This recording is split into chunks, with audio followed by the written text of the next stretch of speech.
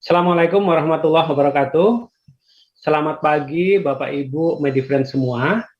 Kita berjumpa kembali dalam acara live stream Medion. Harapan kami semoga materi-materi yang kami sampaikan, yang kami sajikan ke Bapak Ibu sekalian di acara live stream periode-periode sebelumnya, ini memberikan manfaat bagi kelangsungan usaha Bapak Ibu sekalian ya. Kelangsungan usaha terutama di bidang peternakan, perunggasan Bapak Ibu Medifriend semua.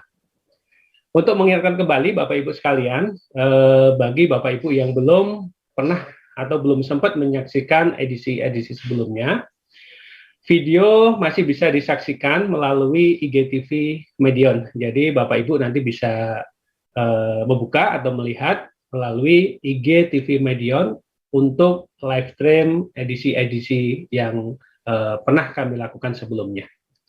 Dan bagi Bapak Ibu Medifriend yang baru pertama kali mengikuti acara ini, program live stream Medion ini kami adakan dengan tujuan untuk memberikan edukasi ya, dan juga sebagai acara update seputar dunia peternakan, sehingga bisa menjadi sumber bagi Bapak Ibu sekalian untuk mendapatkan informasi dan juga sebagai inspirasi bagi Bapak Ibu sekalian, tidak hanya bagi para pelaku peternakan, pelaku perunggasan ya, dan bisa juga nanti dipergunakan atau dimanfaatkan oleh bagi rekan-rekan akademisi ya. Jadi kita tidak membatasi ke pelaku perunggasan saja, tapi nanti bisa dipergunakan oleh teman-teman rekan-rekan akademisi.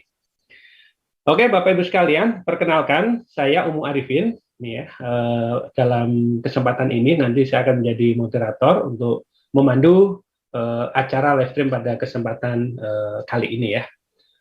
Saya merupakan lulusan dari Universitas Gadjah Mada, jurusan Kesehatan Hewan, Fakultas Kedokteran Hewan ya. Dan saat ini saya bergabung dengan Medion sebagai District Assistant Manager di wilayah Provinsi Banten, Jakarta Barat, dan juga Jakarta Timur.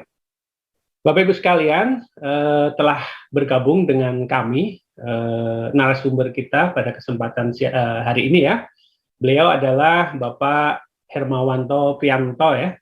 Ini merupakan alumni dari Fakultas Teknik Universitas Negeri Semarang, dan bergabung dengan Medion sampai dengan saat ini sebagai Service dan Installation Assistant Manager ya, Mas Peto ya. Dan beliau nanti akan menyampaikan materi tentang titik kritis pengaturan ventilasi pada kandang closed ya. Jadi nanti akan menyampaikan terkait pengaturan ventilasi di kandang closed. Banyak sekali nanti ilmu-ilmu yang akan kita dapatkan dari pemaparan beliau. Bapak Ibu sekalian, sama seperti edisi sebelumnya ya, di sesi pertama ini, kami nanti berdua akan menyampaikan penjelasan mengenai materi. Kemudian di sesi kedua, nanti kami juga akan mencoba menjawab pertanyaan-pertanyaan yang Bapak Ibu Medifriend sampaikan kepada kami. Dan semoga nanti jawaban-jawaban atau pertanyaan-pertanyaan yang Bapak Ibu sampaikan nanti akan bisa kami jawab dan menjadi sebuah solusi ya buat Bapak Ibu sekalian. Untuk penyampaian pertanyaan seputar topik bahasan nanti bisa Bapak Ibu kirimkan ya melalui email ke cs@medion.co.id. Jadi minta tolong nanti Bapak Ibu yang akan menyampaikan pertanyaan bisa di email ya di cs@medion.co.id. Dan seperti biasa nanti di akhir live stream ini kami akan mengadakan ya adanya giveaway untuk Bapak Ibu sekalian, Bapak Ibu Medifriend semua. Jadi pastikan terus, tonton terus acara sampai nanti selesai ya. Oke, sekarang kita akan memasuki ke sesi pertama, yaitu sesi pemaparan materi. Kemudian penjelasan-penjelasannya nanti akan disampaikan oleh Bapak Hermawanto Prianto. Silahkan Mas Hermawanto untuk menyampaikan materinya. Oke, siap. Terima kasih, Pak. Oke, selamat siang Bapak Ibu semuanya. Terima kasih atas kehadirannya ya, bersedia hadir di sesi kali ini untuk membahas terkait dengan titik kritis ventilasi Semoga Bapak Ibu semuanya dalam kondisi yang sehat, gitu ya. Kemudian bisnis peternakannya pun tetap bisa lancar dan mendapatkan profit yang maksimal ya tentunya ya. Walaupun sekarang kondisinya memang sedang pandemi dan kemarin-kemarin sempat kita berada pada apa ya, ada challenge di lapangan ya terkait dengan misalnya harga jagung, kemudian harga live food yang turunnya juga nggak kira-kira gitu ya di lapangan. Oke, nah di sesi kali ini saya akan coba menyampaikan terkait dengan ventilasi. Ada beberapa poin yang coba akan saya refresh kembali pada Bapak dan Ibu untuk saya coba sharingkan. Nah, sesi kali ini ada 3 agenda utama. Yang pertama ada terkait dengan sedikit informasi iklim di Indonesia saat ini. Kemudian 2 terkait dengan pentingnya ventilasi. Jadi kenapa sih ventilasi ini ternyata dibutuhkan ya di dalam kandang selama kita melakukan budidaya unggas ya, baik di ayam broiler ataupun di ayam layer. Dan yang ketiga nanti titik kritis poin-poin mana saja yang memang perlu kita perhatikan nih ketika kita sudah punya taruhlah kandang close house, kita sudah operate gitu ya. Nah, poin mana saja sih yang harus kita perhatikan, harus kita atur dan kita sesuaikan untuk menciptakan kondisi yang nyaman bagi unggas. Nah, tidak berlama lagi saya coba mulai. Yang pertama terkait dengan iklim di Indonesia. Nah, ini saya ambil dari data BMKG. Ternyata di Indonesia saat ini sudah diprediksi akan mengalami kenaikan suhu yang relatif cukup tinggi gitu ya. Bahkan ini sudah diprediksi sampai di tahun 2040. Nah, apa yang menjadi concern di sini? Ketika kita melihat tren suhu di lingkungan sampai di Indonesia ini semakin tinggi, artinya potensi challenge terhadap unggas yang nantinya Bapak dan Ibu pelihara ini akan semakin tinggi juga. Karena kondisi lingkungan yang panas, kemudian dia pasti akan berakibat terhadap kondisi di dalam kandang. Nah, di beberapa daerah, di sini contohnya di daerah Jawa Barat nih, warnanya sampai merah seperti ini nih, menunjukkan tanda bahwa di daerah tersebut ada potensi kenaikan suhunya yang cukup tinggi, di antara 0,9 derajat sampai di 1 derajat. Yang tertinggi memang kalau kita lihat dari prediksi BMKG ini ada di daerah Kalimantan, di Pulau Kalimantan, dan juga di Sulawesi. Nah, ini artinya menjadi warning awal bagi Bapak dan Ibu. Next, ketika kita memiliki kandang di daerah-daerah tersebut, menjadi catatan bahwa suhu di area tersebut akan terus meningkat, ya, sesuai dengan prediksi dari BMKG. Kemudian, yang kedua, terkait dengan ventilasi bagi unggas ini, seberapa penting gitu ya. Ini salah satunya saya coba ambil pendekatan menggunakan ayam broiler gitu ya. Kita sama-sama tahu ayam broiler itu saat ini memiliki genetik yang berubah, ada perbaikan tiap tahunnya. Nah, dari perubahan genetik itu ternyata ayam broiler saat ini pertumbuhannya sungguh luar biasa cepatnya. Kemudian dengan kondisi pertumbuhan yang cepat ini ternyata memerlukan beberapa penyesuaian. Salah satunya adalah dalam segi manajemen kaitannya dengan ventilasi. Karena kalau kita kaitkan lagi dengan pertumbuhan berat badan ini ternyata semakin besar ayam, ternyata dia akan berpotensi menghasilkan panas tubuh yang lebih tinggi. Nah, panas tubuh yang lebih tinggi ini jadi salah satu faktor yang perlu kita kondisikan lingkungannya dengan cara kita menambahkan sistem ventilasi yang memadai bagi unggas. Harapannya ayam ini akan menjadi lebih nyaman. Nah, tentunya energi panas yang dikeluarkan ini nantinya berkaitan dengan energi yang memang dihasilkan oleh ayam itu sendiri ataupun berasal dari serapan nutrisi dari si ayam itu. Nah, energi panas yang tadi dikeluarkan oleh ayam ternyata memiliki dampak yang luar biasa terhadap pencapaian suhu lingkungan di dalam kandang. Suhu dari ayam ini bisa memberikan dampak bahkan hampir 80% dari suhu panas yang ada di dalam kandang. Artinya apa? Artinya kondisi ini sungguh perlu kita waspadai. Ketika ventilasinya tidak mencukupi, maka akan ada potensi suhu dalam kandang ini akan semakin panas ketika ayam itu semakin besar.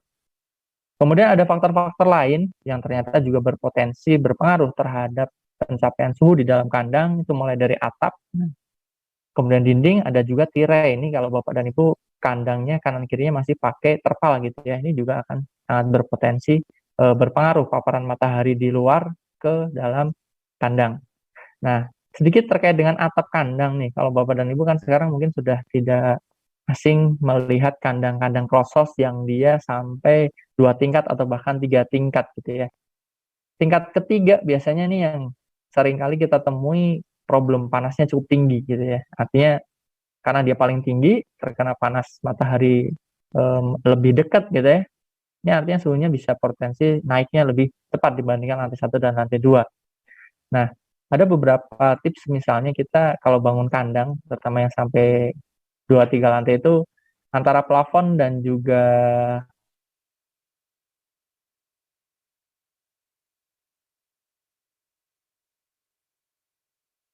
atap kandang itu kita biasanya kasih jeda ya, kasih jarak untuk mensirkulasikan udara. Dan konsep nanti samping kanan kirinya itu antar jeda plafon dan juga atap ini kita kasih kayak lubang gitu ya, lubang ventilasi di samping kanan kiri.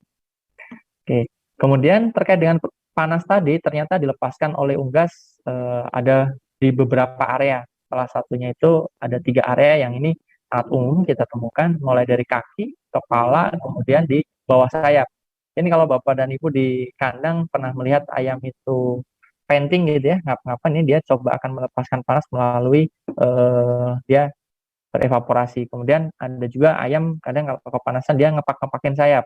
Nah, karena di area bawah sayap ini ternyata panas ya, dan itu dicoba dikeluarkan oleh si ayam tersebut.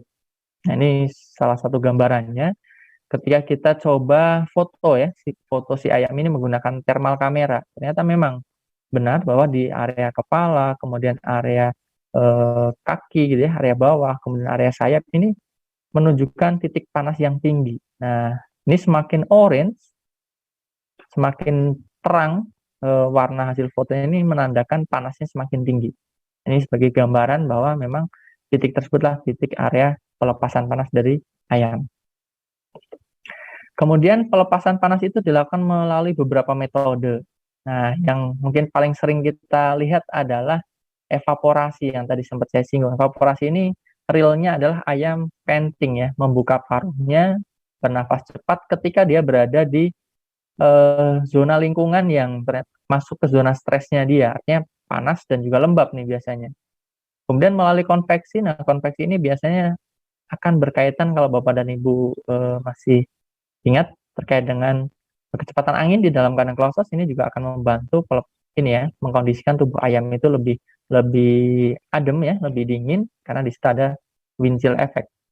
Termasuk juga ketika ayam dia melebarkan sayapnya ini memperluas permukaan tubuh ayam terkontak dengan aliran angin gitu ya di dalam kandang. Nah, ini cara-cara yang memang real dilakukan oleh ayam secara alamiah di saat dia berada pada kondisi yang kurang nyaman. Nah, dari situ ketika kita tadi tahu bahwa ayam ini memproduksi panas yang cukup tinggi, beberapa ayam broiler modern, kalau kita tidak bisa mengkondisikan lingkungan di dalamnya, baik itu suhu, kemudian kelembapan, termasuk kita bagaimana memberikan sirkulasi udara yang tepat. Nah, produksi panas yang dia tadi tinggi ini kalau tidak berhasil kita keluarkan, kita bantu pelepasan panasnya melalui tadi ya, pengkondisian lingkungan, maka ayam ini akan masuk ke zona stres. Ya, akan masuk ke zona stres. Oleh karena itu, kita harus kondisikan di dalam kandang itu senyaman mungkin dengan mengkombinasikan apa. Nah, ini biasanya kita akan menargetkan yang namanya suhu efektif pada ayam ya, suhu yang nyaman bagi ayam yang dipengaruhi oleh beberapa faktor. Salah satunya suhu lingkungannya, kemudian kelembapan di lingkungan ayam itu tinggal, dan juga kecepatan udara yang menerpa si ayam tersebut. Ini gambarannya terkait dengan pentingnya ventilasi bagi unggas. Kita melihatnya dari sisi hasil panas yang dihasilkan oleh tubuh si ayam. Nah, kalau kita coba buatkan sebuah simulasi suhu-suhu yang ada di dalam kandang misalnya gitu ya, baik itu naik ataupun turun terhadap respon dari ayamnya. Jadi ketika ayam nih misalnya berada di suhu real efektif yang dia rasakan itu di angka 21 sampai 27 derajat, ini adalah comfort zone si ayam. Artinya ayam ini dia akan nyaman ya di comfort zone ini. Tapi ketika suhunya naik nih, mulai naik misalnya dari 27 naik jadi 30 gitu ya. Nah, di sini akan mulai muncul respon secara alami dari ayam. Bentuknya misalnya ada dia membuka sayapnya, tadi yang sempat saya sampaikan. Kemudian kalau dari segi dia konsumsi pakan dan minumnya ini pun akan ada sedikit perubahan. Misalnya dia ternyata kok banyak minum tapi feednya kurang nih, kurang makan. Ini ada potensi dia tadi ya mulai masuk ke area yang tidak nyaman. Kalau dia di area yang dingin gitu ya, ini dia juga akan kayak males gitu ya, cuma duduk, kemudian dia kayak ngelingkarin kepala gitu ya, dia merasa nggak nyaman dan ujung-ujungnya kalau kita bicaranya di ayam kan sangat erat, kalau ayamnya dia nggak nyaman, nggak mau makan, nggak mau minum ya, yang ujungnya performanya juga tidak bisa optimal.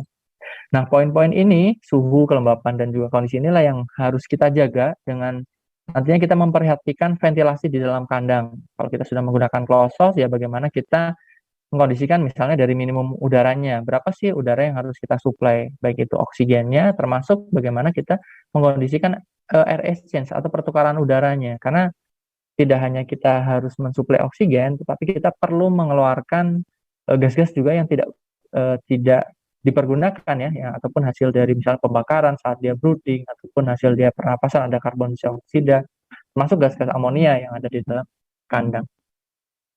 Nah, karena itu kita perlu tahu titik kritisnya kalau kita bicaranya di peralatan closed house, kandang closed house gitulah, apa saja gitu ya. Yang tujuannya untuk apa tadi? Kita bisa untuk mensuplai oksigen, kemudian kita coba arahkan menggunakan adanya kecepatan angin di dalam kandang. Yang ini tentunya akan sangat berkaitan dengan yang namanya fan dan juga cooling pad.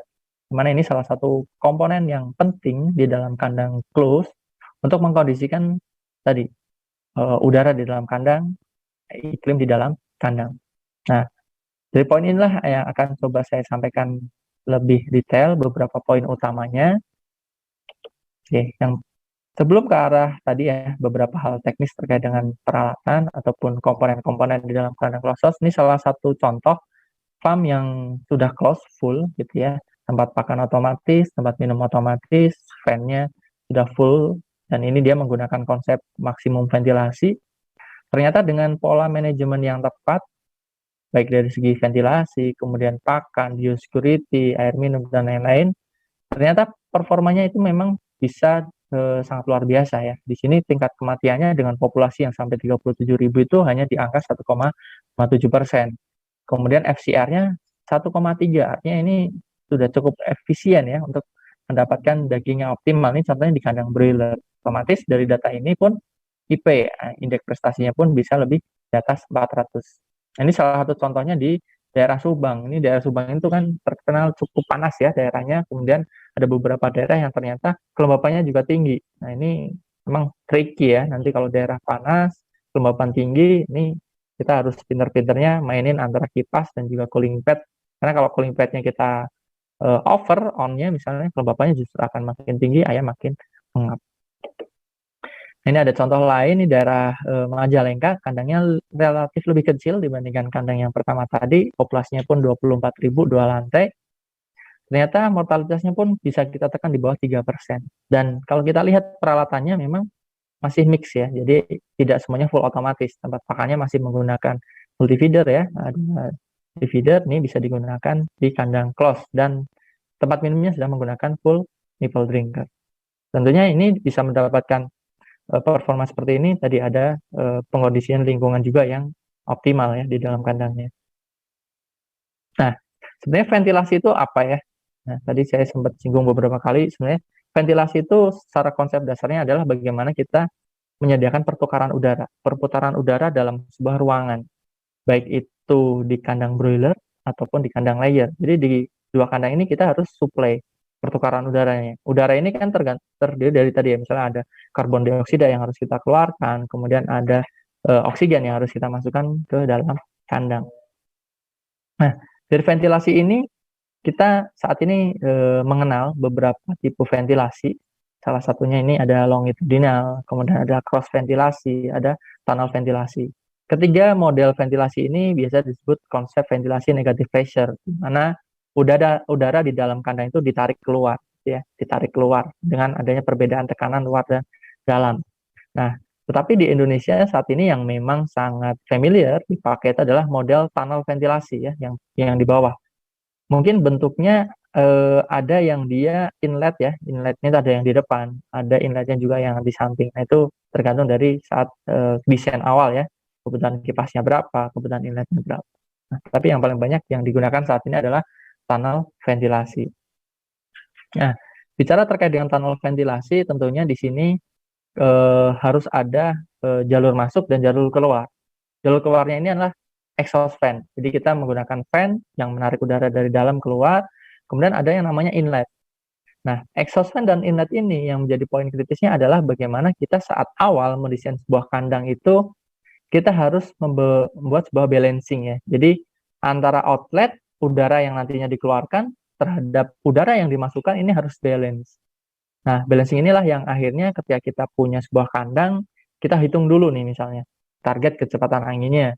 Kemudian kita hitung berdasarkan populasinya dia butuh berapa kubik udara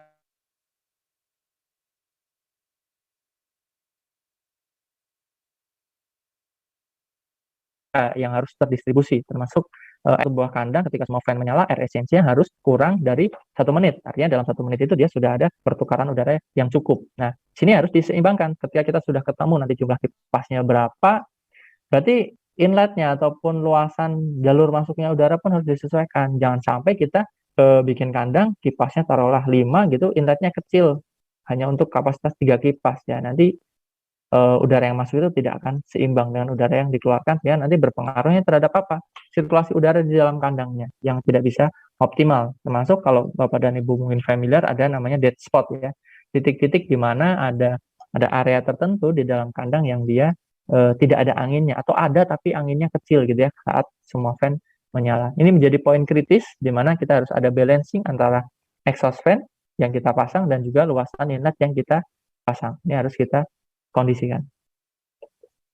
Yang berikutnya ketika tadi kita memilih exhaust fan, tentunya kita perlu tahu yang namanya data kapasitas kipasnya. Karena data kapasitas kipas inilah yang akan kita gunakan sebagai basic perhitungan kebutuhan udara di dalam kandang.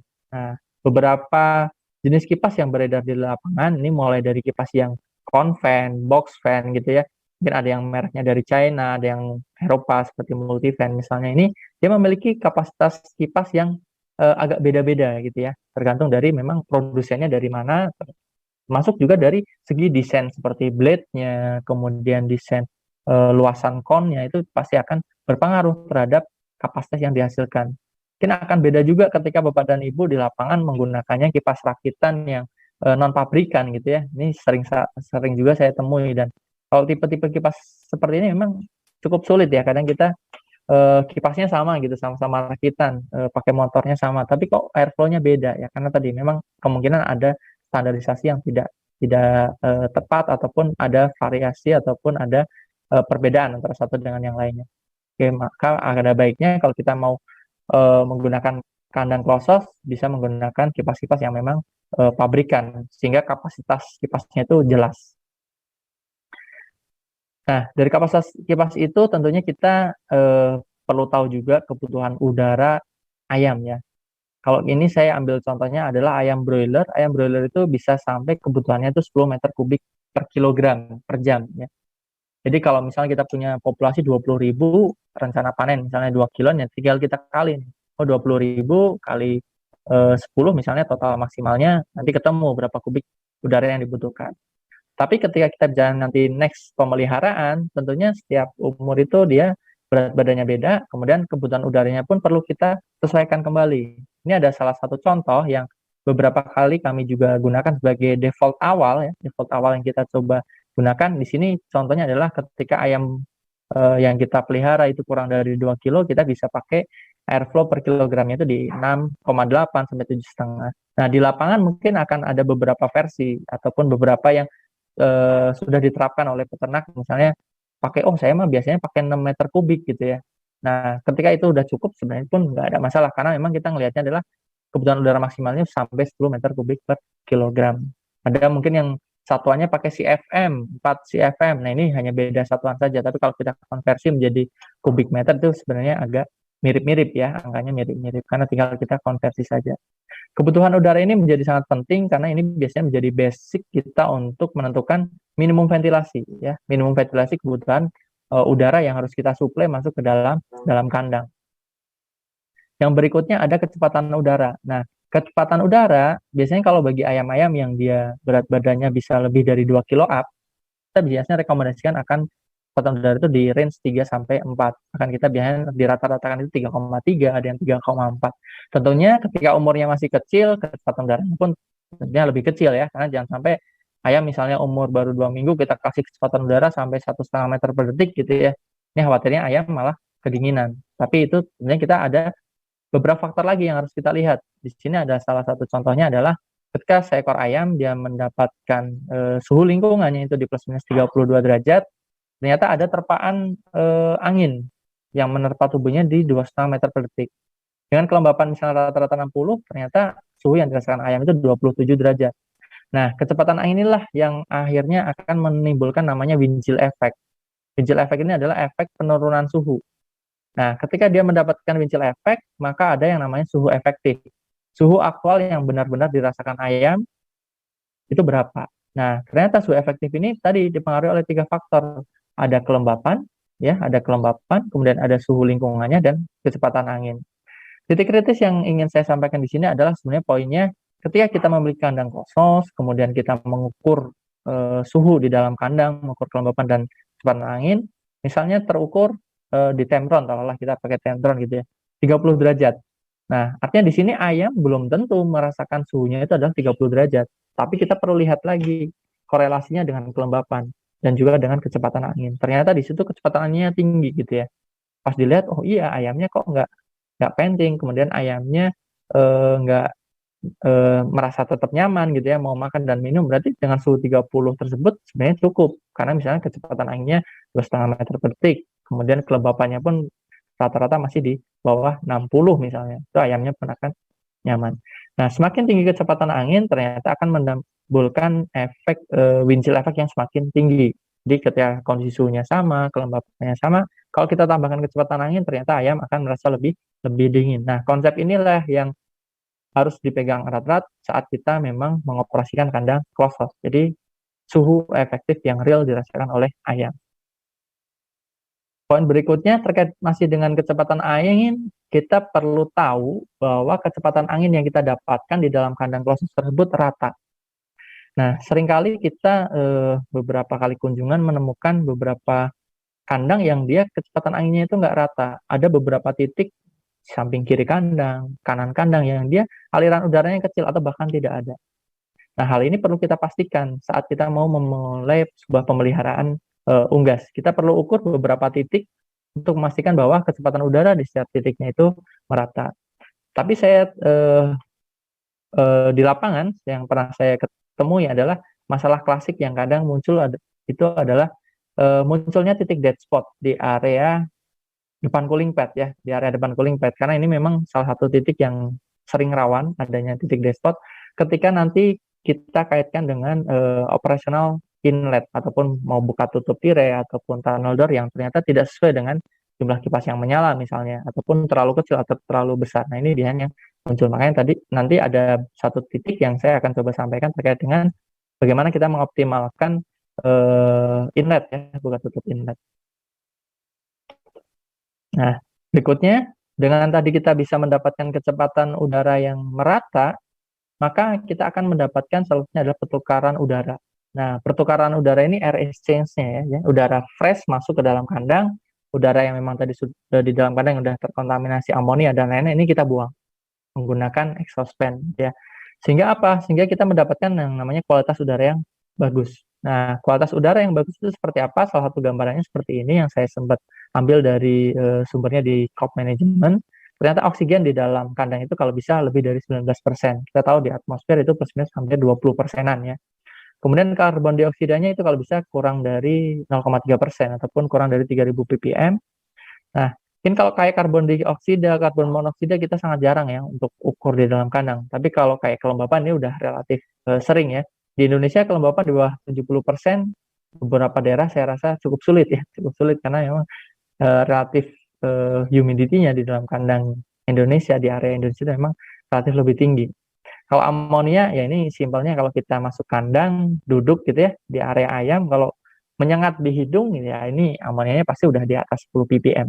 Nah, harapannya kalau kita sudah bisa optimalkan ventilasi tadi, kualitas udara ini bisa tercapai sehingga ayam bisa lebih nyaman. Hanya ini perlu menjadi titik kritis yang kita harus pantau ya, harus kita pantau dalam kandang. Nah, ini salah satu contoh yang pernah kita testing ya di salah satu farm. Ini kandang broiler postal, cukup lebar, di 18 meter lebarnya. Ini populasinya total 3 lantai itu ya sekitar 90 sampai 100 ribu ya satu kali chicken-nya. Panjang 120 meter, kemudian dia menggunakan sampai 12 kipas. Ini kipas yang luar biasa banyak gitu ya, sampai 12 unit gitu ya. Nah, dia menggunakan tipe inlet 3 sisi, ada depan, samping-samping gitu ya. Ternyata ketika kita akan coba setup si kandang ini, kita harus lakukan pengukuran secara real. Nah, ini contoh data yang berhasil kami ukur dan kita dapatkan settingannya. Settingan yang dimaksud apa? Settingannya adalah ketika semua kipas menyala, maka ada poin penting tadi adalah kita bagaimana menyeimbangkan titik masuknya udara. Jadi kita akan cari yang namanya titik optimal inlet itu harus dibuka. Berapa senti, berapa bukaannya itu harus kita cari. Nah, di data ini kami berhasil mendapatkan sebuah sebaran angin yang relatif oke gitu ya, dengan sebaran angin yang rata-rata itu di atas 3 meter per detik. Ya. Di sini ada salah satu gambaran, kalau kita lihat antara kanan dan kiri memang ada sedikit perbedaan, tetapi kecepatan anginnya bedanya tidak lebih dari 0,5. Artinya di sini sebarannya itu sangat bagus. Termasuk di area tengah. Di area tengah itu sebarannya juga cukup bagus, masih bisa dapat di angka 2,9, ada yang 2,5, memang ada beberapa titik yang ini agak rendah, karena kemarin kita ada beberapa titik yang kita perbaiki, ada kebocoran. Nah, di sini ada sebuah garis yang saya munculkan ya di slide ini. Ternyata ini adalah sebuah pola pertemuan udara. Jadi kalau kita berada di dalam kandang, kita ngukur semua kecepatan angin di beberapa titik, nanti akan ada pola yang kita temukan titik pertemuan udara yang masuk dari inlet. Ternyata pertemuannya itu di sini nih, di titik yang bersilangan ini. Sehingga di sini ada potensi apa? Potensi adalah potensi adalah kecepatan udara itu biasanya akan agak turun atau dia turbulence. Sehingga menghasilkan di sini agak tidak stabil. Nah, poin ini tetapi setelah kita cross check masih bisa stabil di angka 2,5 sampai dengan 3,1. Artinya kalau ini kita pemeliharaan ayam sampai umur 29, 30, bahkan 35 hari dengan kita proses penjarangan, ini masih cukup untuk memberikan sirkulasi udara. Nah, poin ini perlu diketahui bersama, menjadi titik kritis yang harus kita perhatikan, bagaimana kita memiliki pola yang kita ketahui di kandang tersebut, sebaran anginnya seperti apa, kemudian kecepatan angin yang kita bisa dapatkan maksimalnya itu seberapa, ini perlu kita ketahui, karena ini adalah karakteristik dari kandang tersebut. Dan beberapa kandang, jika kita bandingkan mungkin akan agak beda-beda. Baik itu titik pertemuannya, baik itu sebarannya, selisih antara kanan dan kiri, ini biasanya akan sedikit ada perbedaan. Tapi kuncinya di situ nanti kita harus bisa balancing antara outlet, inletnya kita balancing sehingga mendapatkan kecepatan udara yang optimal dan merata. Oke, selanjutnya. Nah, ini adalah salah satu contoh case ketika kita coba trial gitu ya. Kita coba kondisikan kecepatan angin di area inlet termasuk bukaannya.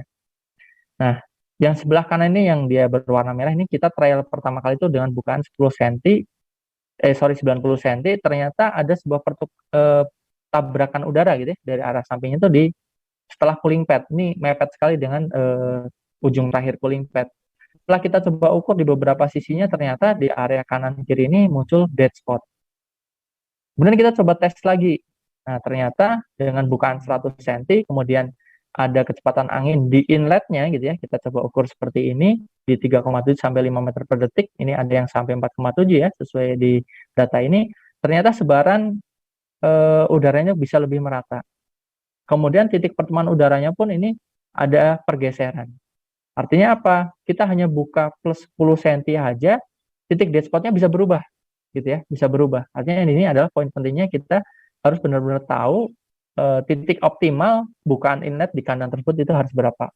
Ini untuk tadi kita bisa mendapatkan sebaran yang lebih maksimal. Nah, kemudian kalau kita mau coba explore lagi, sebenarnya ada salah satu cara lagi gitu ya. Kalau kita mau optimalkan itu adalah kita coba setup si kandang ini full otomatis. Ini salah satu kandang yang memang kita install gitu ya. Dia menggunakan tunnel door, kemudian dia digerakkan oleh motor. Dan motor ini memang sudah dikoneksikan dengan controller ya. Ketika dia taruhlah berapa kipas yang menyala, 5 gitu ya. Si tunnel door ini sesuai dengan data perhitungan di controllernya, termasuk data-data yang sudah kita testing gitu ya, kita inputkan, ini dia akan secara otomatis menyeimbangkan antara input dan output gitu ya. Sehingga inputnya itu akan terkondisi dan harapannya apa tadi?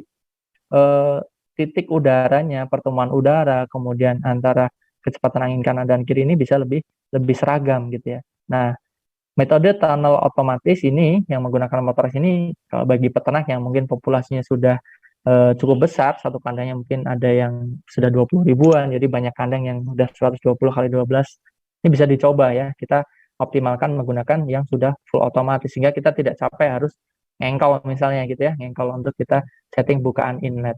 Ini salah satu yang diterapkan di salah satu farm di daerah Jawa Tengah.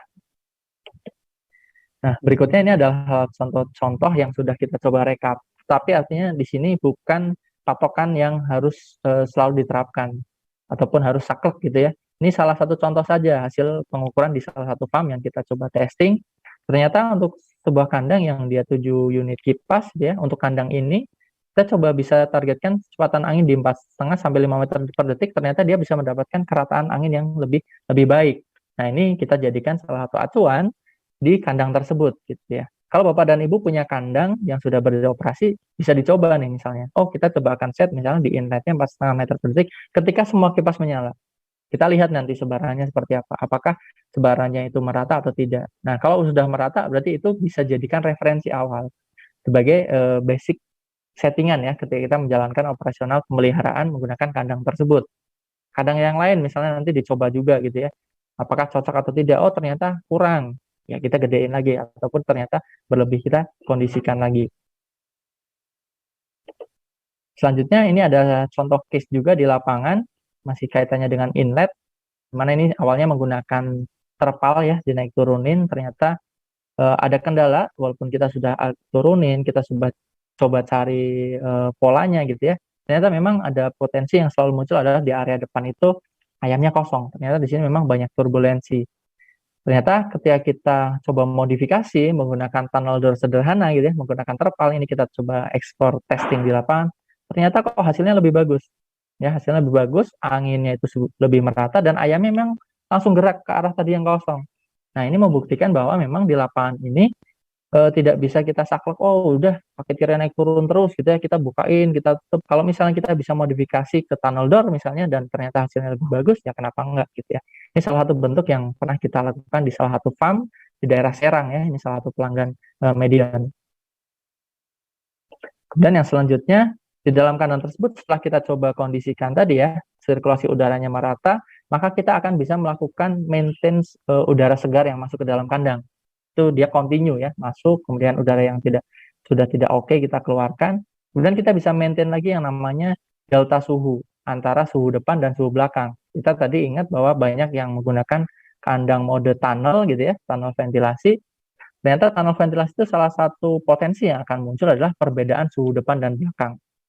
Nah, kalau kita bisa maintain kecepatan angin, maintain kondisi suhu dalam ini, harapannya delta T perbedaan antara depan dan belakang itu tidak lebih dari 2,8 derajat Celcius. Artinya di sini salah satu contohnya adalah 26 derajat itu di area depan, di belakang itu tidak lebih dari 29,5. Nah, kondisi ini kita bisa maintain tadi sirkulasi udara, kemudian pencapaian suhu. Ini sangat akan terbantu ketika kita menggunakan climatic control yang oke gitu ya. Nah, di lapangan mungkin akan sangat banyak ditemui, contohnya adalah Temptron 607. Ini basic controller yang memang bisa membantu kita untuk memberikan tadi guidance kita, baik itu settingan ataupun real pembacaan di lapangan terkait suhu, kelembapan, dan lain-lain. Nah, titik kritisnya adalah ketika kita bicaranya controller ini adalah bagaimana kita melihat respon dari si controller ini. Karena ketika kita menjalankannya otomatis, ya responnya dia harus cepat dan akurat. Kemudian sensitivitas dan juga logika kerjanya. Kemudian kemudahan dari operasional. Beberapa peternak yang sudah akan mulai beralihnya ke full otomatis, maka dia akan mulai beralih dari basic controller, dia akan beralih ke advanced controller. Di mana advanced control ini, contohnya adalah ini ada series X7 gitu ya. 7 ini dia akan bisa mengkondisikan tadi kayak tunnel door-nya otomatis, sehingga bukaannya itu dia sudah mengkondisikan kebutuhan udaranya. Kemudian ketika ada suhu panasnya suhu dalam kandangnya panas, dia akan modulate gitu ya, akan naik secara bertahap sehingga sirkulasi udaranya pun bertambah. Nah, kontrol-kontrol advance ini sudah mulai menarik bagi para peternak-peternak di Indonesia ya, karena tadi dia mulai akan melihat kemudahan dari segi operasional di dalam kandangnya untuk tadi mendapatkan hasil kondisi lingkungan di dalam kandang yang lebih optimal. Kemudian ketika kita bicaranya tadi kipas, biasanya akan didukung juga adanya kerja cooling pad. Nah, ini ada salah satu contoh cooling pad rules, artinya catatan-catatan yang harus kita perhatikan ketika kita benar-benar akan menjalankan cooling pad. Yang pertama, kami rekomendasikan menjalankan cooling pad itu kalau bisa ketika suhu lebih dari 29 derajat atau kalau dia masih stabil di 28 derajat, harapannya sih tidak perlu kita langsung on cooling pad. Kemudian kita ingat bahwa ketika kita menjalankan cooling pad, maka akan ada konsekuensi berupa kelembapan yang naik. Nah, penurunan 1 derajat Celcius suhu luar ketika masuk misalnya dari 31 derajat gitu ya, masuk menjadi 30. Ternyata setiap turunan 1 derajat ini bisa berakibat kenaikan RH yang cukup tinggi, bahkan 4,5 ada yang sampai 6%. Artinya di sini apa? Jangan-jangan kalau suhunya tadi 31 turun jadi 30, kelembapannya naik gitu ya. Yang awalnya misalnya 70 jadi 75 atau bahkan 78. Ayam bukannya merasa dingin, ternyata malah merasa lebih panas, engap gitu ya. Makanya di sini ada salah satu rules-nya lagi adalah kalau bisa kita coba optimalkan dulu nyala kipas. Misalnya kipasnya kita tambah gitu ya. Tentunya harus melihat kondisi ayam ya. Ketika kita tambah kok ayamnya malah nunduk nggak mau bangun, ini kalau bisa kita coba akal lagi apakah cooling pad-nya akan kita on-kan secara manual. Kemudian diusahakan ketika cooling pad ini berjalan, ketika dia sudah akan mendekati 80-89%, upayakan tidak akan berjalan lagi si cooling pad ini. Dan poin yang pentingnya adalah cooling pad ini dinyalakan secara intermittent, mirip kayak kita di masa brooding gitu ya. Artinya dia on plus minus sekitar 1 menit, kemudian dia off kan, ada yang 3 menit, ada yang 5 menit, tergantung dari kondisi lingkungannya. Ini biasanya kita mainkan secara intermittent, agar apa tadi? Potensi kelembapan yang tinggi itu tidak mudah terjadi. Nah, itu kalau kita bicaranya ditambah dengan adanya cooling pad. Nah, yang terakhir adalah poin yang penting ketika tadi kita sudah bisa mengoptimalkan kinerja kipas sehingga aliran udaranya oke, kemudian kita bisa main cooling pad dengan baik gitu ya, sehingga tidak malah berdampak buruk. Jangan lupa ada satu poin lagi yang harus kita selalu perhatikan adalah peralatan yang tadi kita sudah biasa setting, sudah kita operasikan. Jangan lupa untuk kita lakukan perawatan. Karena kadang lengah gitu ya, kita udah oke nih settingannya gitu ya. Kok tiba-tiba di periode berikutnya kok settingannya ini nggak cocok misalnya ya. Itu tidak hanya faktor lingkungan, tidak hanya faktor misalnya ayamnya juga, tapi bisa jadi karena faktor alatnya nggak pernah dirawat. Contohnya kipasnya nih, kipasnya udah mulai kendor gitu ya, beltnya udah mulai aus, ya mau nggak mau kita harusnya lakukan maintenance perawatan. Termasuk contoh yang paling simpel adalah kondisi sensor. Kalau sensornya ini seperti ini ya, ini ada salah satu contoh di foam layer gitu ya.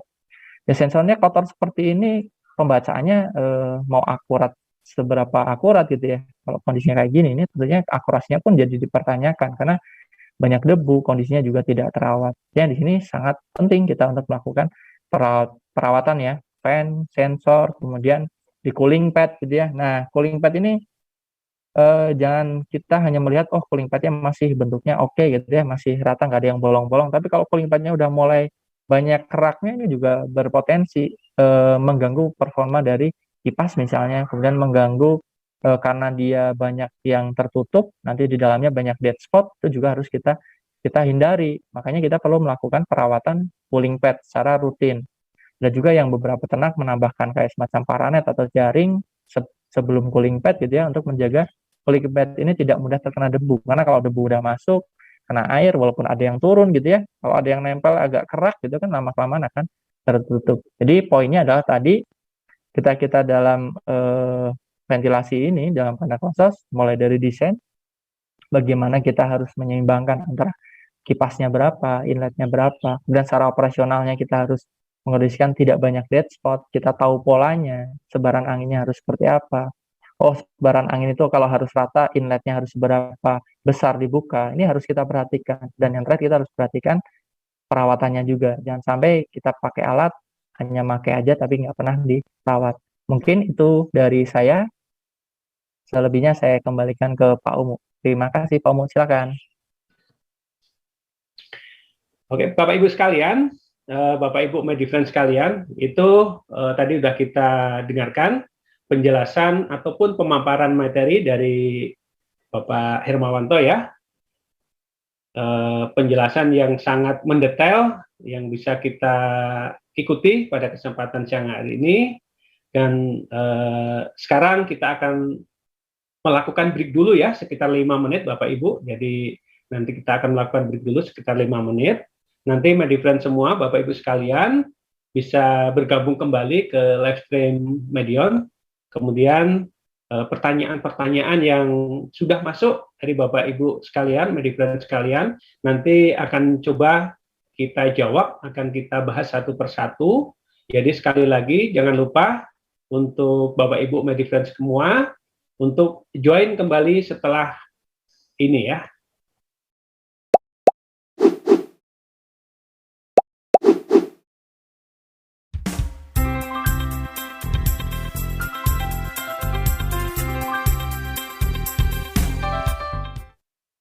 Oke, Bapak Ibu Medifriend semuanya, terima kasih sudah bergabung kembali bersama kami di live stream Medion, sesi tanya jawab. Dan untuk yang belum bergabung, silakan secepatnya untuk bergabung karena kita akan segera memulai sesi tanya jawab ya. Jadi tadi pertanyaan-pertanyaan dari Bapak Ibu sekalian cukup banyak, nanti akan kita coba jawab satu persatu. Oke, kita mulai pertanyaan yang pertama, ini dari Bapak Christopher ya. Ini Bapak Christopher ini bertanya, Mas Hermawanto ya, mungkin di daerah mana ya Pak Christopher ya. Ini izin bertanya, untuk penempatan cooling pad, ini sebaiknya di posisi sebelah mana ya? Jadi memang kalau kita lihat di kandang kos itu mungkin ada yang penempatannya di sisi samping, ada juga yang di posisi depan ya. Tapi kalau untuk broiler, ini pertanyaan dari Bapak Christopher ya, ini penempatan yang paling bagus itu di posisi mana? Silahkan Mas Hermawanto, kalau ada pengalaman, ada saran-sarannya untuk pertanyaan dari Bapak Christopher ini. Silahkan Mas. Baik Pak Mu, terima kasih Pak. Dari Pak Christopher tadi pertanyaan terkait dengan posisi cooling pad itu baiknya di depan atau di samping ya Pak ya? Ya, nah, betul Mas. Oke, kaitan dengan cooling pad, tadi kita balik lagi ke informasi di awal bahwa cooling pad ini sebagai inlet harus kita seimbangkan dengan jumlah fan yang terpasang. Artinya semakin banyak jumlah fan yang terpasang, maka luasan inlet yang kita butuhkan akan semakin lebar, akan semakin luas begitu Pak Omu. Nah, mana yang lebih baik? Kalau secara kita bicaranya hanya konsep distribusi udara, maka ketika kita pasang inlet di depan, dia kan udaranya akan lurus dari depan ke arah belakang. Maka di sini akan ada potensi positif yang kita dapatkan adalah tidak banyaknya turbulensi. Tetapi biasanya ketika kita bicaranya di kandang closed, kita udah hitung jumlah kipas, ternyata lebar bagian depan itu kalau kita hitung kebutuhan cooling pad itu seringnya kurang, Om. Karena memang kita tadi ya ngejarnya memang di awal adalah berapa sih kipas yang harus kita pasang untuk mengakomodir ayam yang kita pelihara. Sehingga mau nggak mau akhirnya kita geser ke area samping kanan dan kiri. Nah, ini biasanya akan kita kondisikan seperti itu. Tetapi ketika kita pasang kipasnya misalnya daerah-daerah yang dingin, kemudian kelembapannya nggak terlalu tinggi, ternyata kipasnya kadang karena wind speed-nya kita targetkan relatif lebih rendah gitu ya, nggak terlalu tinggi, dan setelah kita hitung cooling pad-nya cukup di depan saja, ya silakan bisa kita pasang di depan saja. Tapi kalau di depan tidak cukup, ya mau nggak mau kita gesernya adalah ke samping kanan kiri. Bahkan untuk kandang-kandang yang biasanya lebar di atas 12 meter, mulai di 14 meter, mulai lebar di 16, 18, seperti yang pengalaman kami pasang saat ini, itu rata-rata cooling pad-nya jadi 3 sisi, Pak Umu. Ada depan, samping, kanan, kiri. Tetapi tipsnya adalah ketika kita sudah punya kandang yang tadi sampai 14 meter, 16 meter, 18 meter, biasanya kita akan pasangnya di depan dulu. Misalnya kita kebutuhannya total biasanya kan kalau kandang 120 kali 12 itu kanan kiri 14 meter. Ini lebih dari 14 meter, ternyata depan 18 full-in gitu ya Pak ya. Nanti sisanya berapa? Kalau sisanya misalnya ada masih sebenarnya 10 meteran ataupun 16 meteran yang belum terpasang gitu ya, itu kita baru tambahkan di area samping. Jadi memang kalau secara konsep aliran udara, depan better, tapi kalau kita ternyata butuhnya lebih luas, mau nggak mau kita harus geser ke samping. Tapi kalau mau mulainya tadi, walaupun kandangnya di bawah 14 meter, depan dulu, baru ditambahin samping, biasanya cost investasinya jadi mahal, Pak Umu. Cost investasinya, karena kan 3 sisi cooling pad ya. Ya, nanti Ya, yang poin pentingnya ketika kita udah pasang cooling pad, mau itu di samping, kanan kiri, ataupun di depan, bagaimana kita mengkondisikan, kita setting inletnya. Baik itu tadi yang modelnya tunnel door, ataupun yang tadi modelnya terpal naik turun. Mungkin gambaran umumnya seperti itu Pak Mu yang bisa saya sampaikan. jadi nggak terlalu bermasalah ya Mas ya, maupun di depan maupun di samping ya. Ya, yang penting balance Pak, jumlah Oke, kipasnya terhadap inletnya. oke, kita lanjut ke pertanyaan berikutnya ya Mas ya. Kita ambil ini dari Bapak Agus Haryadi ya. Ini ada pertanyaan dari Pak Agus Haryadi, Mas Hermawanto ya. Ini mungkin nih Pak Agus ini pelihara ayam kelihatannya nih. Jika pelihara ayam 20.000 dan bobot panennya itu 2 kilo, Mas. Jadi 20.000 ekor, panennya di angka 2 kilo ya per ekornya. Bagaimana menghitung kebutuhan oksigen dan bagaimana mengatur kecepatan anginnya ya? Ya. Nih, ini juga. Oke. Monggo Mas Hermawanto, ini ada pertanyaan dari Pak Agus ya. Pak Agus tadi ini. Kalau tadi salah satu referensi yang pernah saya pakai gitu ya, untuk ayam di bobot 2 kilo up itu biasanya kita pakai minimal di 7,5 meter kubik per kilogram. Artinya kalau kita biasanya setting misalnya buat broodingan gitu hanya 6, atau ada bahkan yang di beberapa daerah itu pakai hanya sekitar 4,8. Ini kita up menjadi sekitar di 7,5. Tapi tentunya itu akan sangat berkorelasi dengan yang namanya suhu efektif di ayam itu sendiri ya Pak Umi ya. Karena kan di beberapa daerah pasti suhu lingkungannya kemudian kelembapannya akan berbeda ya. Nah, yang harus kita lihat setelah kita tadi menentukan misalnya kita mau start minimum ventilasinya adalah di 7,5 meter kubik per kilogram misalnya, setelah itu yang harus kita lihat adalah suhu dan juga kelembapan lingkungannya. Ketika kita kombinasikan 3 poin itu, kita akan melihat. Nah, biasanya saya pakainya tabel efektif temperatur nih Pak Umu, yang tabel warna-warna gitu ya Pak ya, yang itu ada kecepatan angin. Nah, disitulah kita akhirnya akan cek kecepatan anginnya berapa, sehingga dia akan dapat suhu efektifnya itu di berapa. Kalau ternyata suhu efektifnya sudah cukup di bawah BW 2 kiloan ini kan kadang bisa, kalau dia mau nyaman bisa di kisaran suhu efektif 26 ataupun bahkan ada yang 24 tergantung dari kelembapannya. Nah, kecepatan anginnya berapa? Tentunya tadi kita perlu melihatnya adalah dari segi estimasi suhu efektif yang didapatkan. Beberapa pengalaman kami kalau dengan ayam 20 ribuan, bobot 2 kiloan itu kecepatan angin bisa di angka 2,9 sampai di 3,4 meter per detik untuk tadi ya memberikan kenyamanan bagi ayam yang tentunya akan bervariasi tergantung dari saat hari itu suhu yang tercapai di dalam kandangnya berapa, kelembapannya berapa. Di patokannya saat ini secara umum yang kita gunakan seperti itu, dan nanti di lapangannya bisa dikondisikan lagi apakah minimum ventilasinya kita tambahin atau kita kurangkan sesuai dengan kondisi di dalam kandang. Gambarannya seperti itu Pak Umu. Oke. Jadi ada hitung-hitungannya ya Mas ya? Iya, bisa pakai meter kubik per kilogram nih kalau di kami nih Pak Umu. Betul. Banyak sekali pertanyaannya, kelihatannya waktunya. Nanti mohon maaf ya Bapak Ibu sekalian kalau ada beberapa pertanyaan belum sempat bisa dijawab, nanti akan kita kirim secara email ya. Selanjutnya ini Mas ada pertanyaan dari Bapak Heri Eka Kurniawan ya. Ini kelihatannya perlu dijawab juga nih Mas Hermawanto ya. Izin bertanya, jadi bagaimana cara menghitung luasan cooling pad berapa persen dari panjang kali lebar kandang? Itu pertanyaannya dari Pak Heri. Mas Hermawanto ya, jadi siap. Gini, cooling pad ya. saya nggak bisa tampilin screen, tapi mungkin sambil dicatat ya. Kasih gambaran aja Mas itu Mas. Ya, untuk menghitung luasan cooling pad, pendekatan yang biasanya kita gunakan adalah berdasarkan jumlah kipas yang terpasang dulu Pak Umu. Jadi misalnya kita udah punya kandang, taruhlah 70 kali 10 meter misalnya Pak Umu.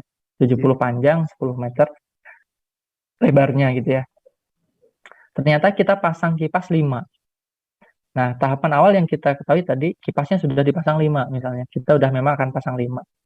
Nah, dari 5 kipas ini kita harus tahu kapasitas kipasnya berapa. Taruhlah satu kipas ternyata 30 atau 40.000 lah ya, kipas konven 50 in itu biasanya di angka 40 ribuan nih. Nah, dari angka 40.000 itu kita kali dengan jumlah kipas yang terpasang. Nah, di dalam kita mendesain cooling pad ada yang namanya target kecepatan angin pada cooling pad. Kenapa target kecepatan angin ini penting pada cooling pad? Karena gini, yang namanya cooling pad itu kan dia akan teraliri oleh udara. Nah, udara ini agar bisa didinginkan secara optimal, jangan terlalu kencang. Makanya biasanya kita setting di angka sekitar 2 meter per detik untuk memanfaatkan efek penurunan suhunya. Nah, nanti dari situ kita akan ketemu jumlah kipas yang terpasang dikali kapasitasnya, kemudian kita bagi dengan target kecepatan anginnya. Target kecepatan anginnya misalnya 2 meter per detik. Karena satuan kipasnya masih dalam satuan jam, meter kubik per jam, maka yang target kecepatan angin tadi kita kalikan dengan 3.600. Ya nanti didapat adalah luasannya. Luasan total, ya, luasan total untuk 5 kipas. Baru dari luasan total itu kita bagi, cooling pad kan rata-rata di lapangan itu tingginya 1,5 meter atau 1,8. Setelah itu baru kita ganti 1,5 meter, nanti ketemu berapa panjang total cooling pad yang harus dipasang. Kalau ternyata hasilnya itu pengukurannya cukup dipasang di depan saja, kita pasang depan. Kalau ternyata hasil hitungnya itu di depan kurang, harus di samping-samping, ya udah kita bagi 2. Misalnya ketemunya taruhlah 28 meter, ya sampingnya 14, kanan 14, kiri 14. Jadi based on-nya adalah perhitungan jumlah kipasnya dulu, Pak. Untuk kita menyeimbangkan udara, kemudian kita targetkan kecepatan angin di cooling pad itu mau berapa. Biasanya kita pakai angka 2 meter per detik untuk cooling pad yang biasa, yang umum digunakan di lapangan. Jadi prinsipnya seperti itu ya, Mas Hermawanto ya. Ini kalau bisa dibikin oret-oretan lebih masuk ya, Mas ya, lebih mudah ya.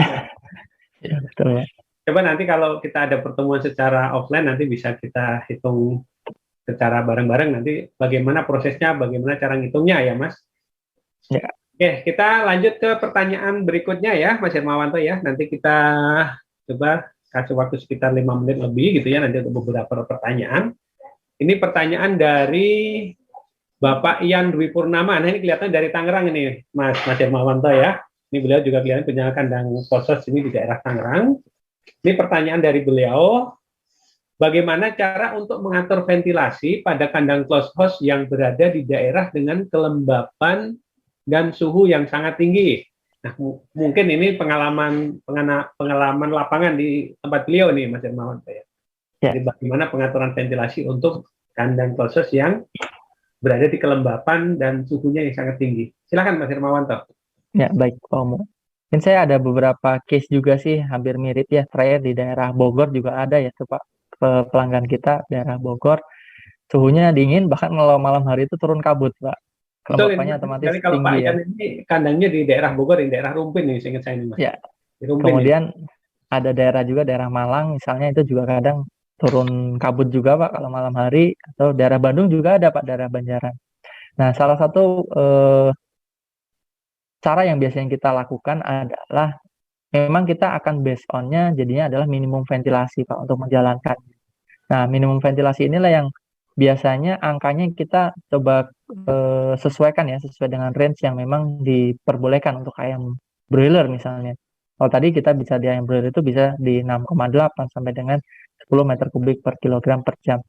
Nah, ketika suhu dan juga kelembapannya tinggi, suhunya dingin, yang kita bisa upayakan adalah bagaimana kita secara kontinu memanage delta suhu antara depan dan belakang, itu yang pertama. Artinya ini tidak boleh yang terlalu jomplang jauh. Kemudian yang kedua adalah kita perlu melihat udara yang masuk itu harus kontinu keluar. Artinya kita menjaga yang namanya pertukaran udara dengan apa? Dengan kita mempertahankan yang namanya kecepatan angin. Memang akan ada dilematisnya Pak Umu ketika kita berada di daerah seperti itu.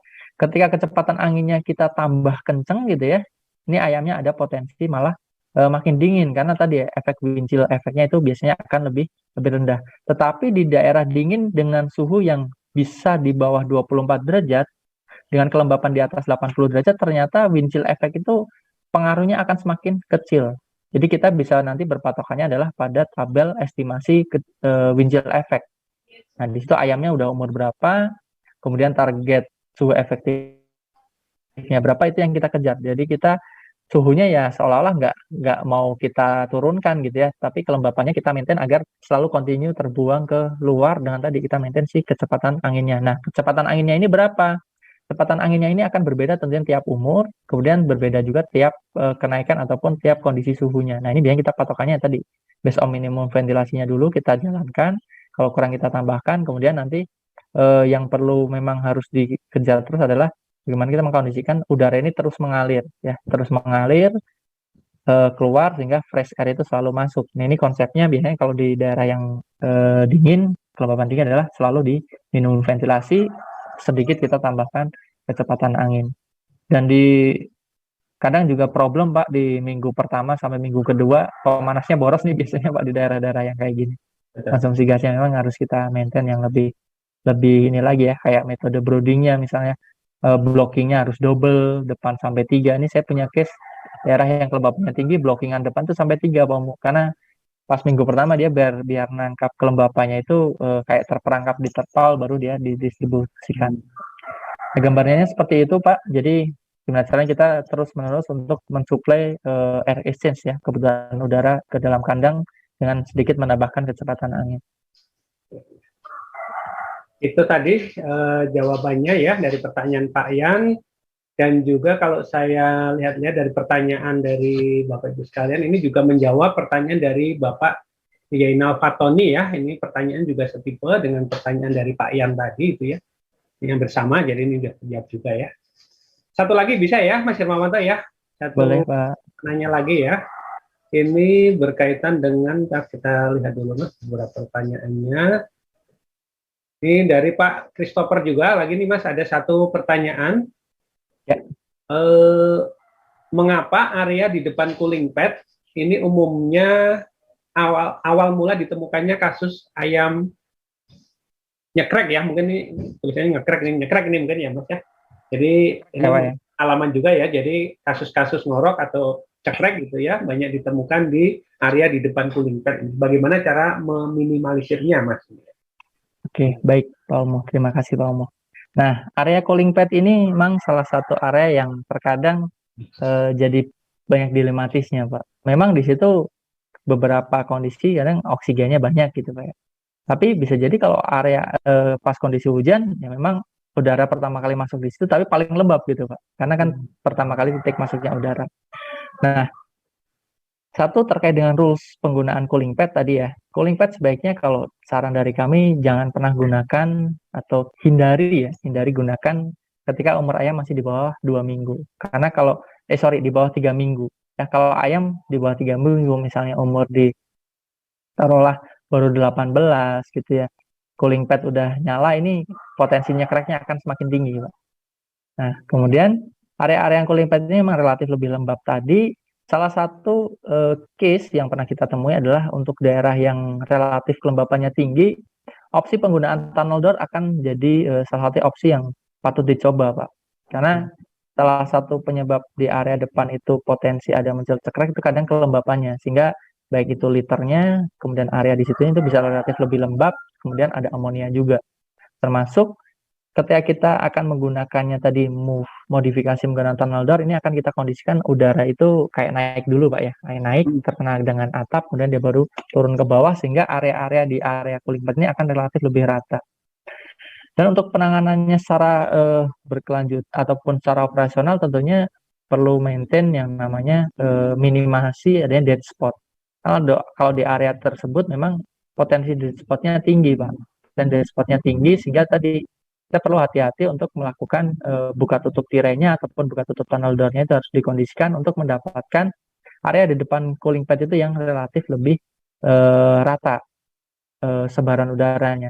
Nah, kalau saran dari saya untuk kandangnya mungkin Pak Christopher coba untuk dilakukan yang namanya evaluasi sebaran udaranya Pak.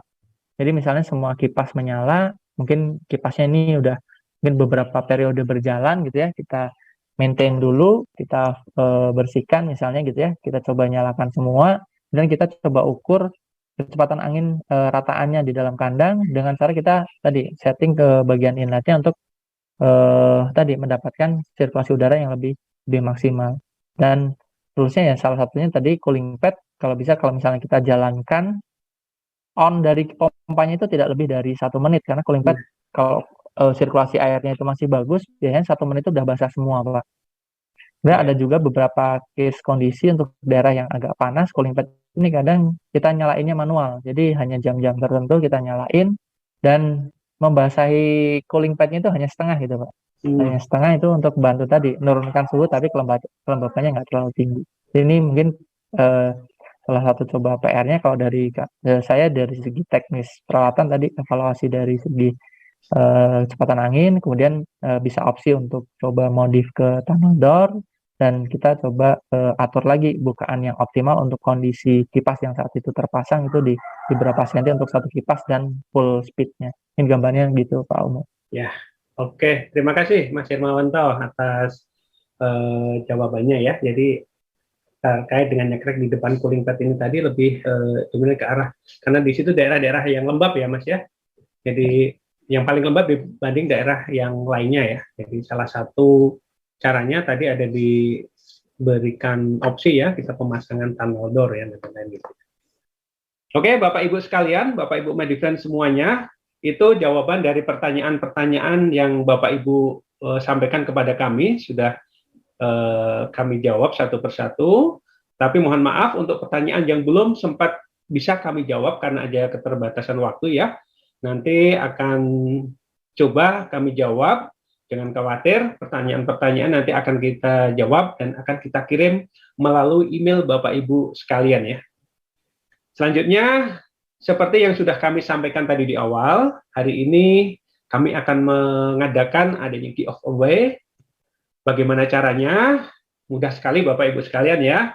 Bapak Ibu Medifriend semua, cukup tinggal menjawab pertanyaan seputar topik yang disampaikan pada kesempatan ini, yang akan kami posting hari ini di IG Story ya. Jadi jangan lupa Bapak Ibu Medifriend semuanya untuk melakukan pengecekan ya. Cek IG Story Medion setelah acara live stream ini, minta tolong nanti dicek, jadi nanti di situ ada pertanyaan yang bisa Bapak Ibu jawab ya. Kemudian pemenang juga akan kami umumkan juga melalui IG Story, jadi jangan lupa untuk follow ya akun Instagram Medion, dan juga jangan lupa untuk subscribe ya website kami di www.medion.co.id. Bapak Ibu sekalian, akhir kata kami mengucapkan terima kasih atas kesediaan Bapak Ibu sekalian untuk bisa join di live stream Medion. Salam sehat selalu dan terima kasih. Wassalamualaikum warahmatullahi wabarakatuh.